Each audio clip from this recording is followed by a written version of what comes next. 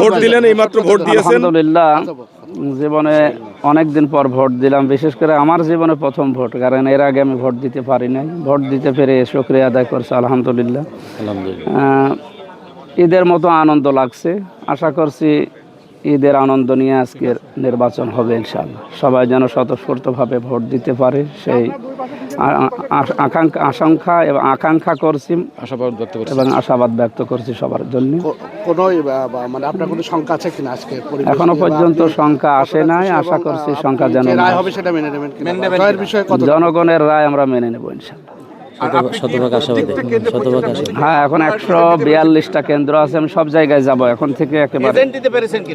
হ্যাঁ, সব জায়গায় এজেন্ট আছে আমাদের, সব জায়গায় এজেন্ট দেওয়া আছে। নির্বাচনকে আপনি কি কতটুকু সংখ্যা নির্বাচন এখনো পর্যন্ত সংখ্যামুক্ত দেখছি। রাতের বেলা কিছু ঘটনা বিচ্ছিন্ন ছিল, ওগুলো যেন দিনের বেলায় পুনরাবৃত্তি না ঘটে। প্রশাসন ঠিক আছে ইনশাআল্লাহ। আচ্ছা, এই যে কাল থেকে যে টাকা পয়সা ছড়ানোর উভয় দলের বিরুদ্ধেই অভিযোগ আমরা পাচ্ছি, এইটা এই নির্বাচনে কোনো প্রভাব ফেলবে কিনা? টাকা পয়সা ছড়ানোর কিছু প্রভাব আমরা দেখেছি ভিডিওতে। জামাত ইসলামী বাংলাদেশ টাকা পয়সা ছড়া, এটা আমার বিশ্বাস হয় না। এগুলো আমাদের বিরুদ্ধে একটা ষড়যন্ত্র। আমরা চাই না কেউ টাকা পয়সা ছড়াক, অন্য যে কোনো দলেরই হোক। জয়ের ব্যাপারে আমরা 100% আশাবাদী ইনশাআল্লাহ। ঠিক আছে।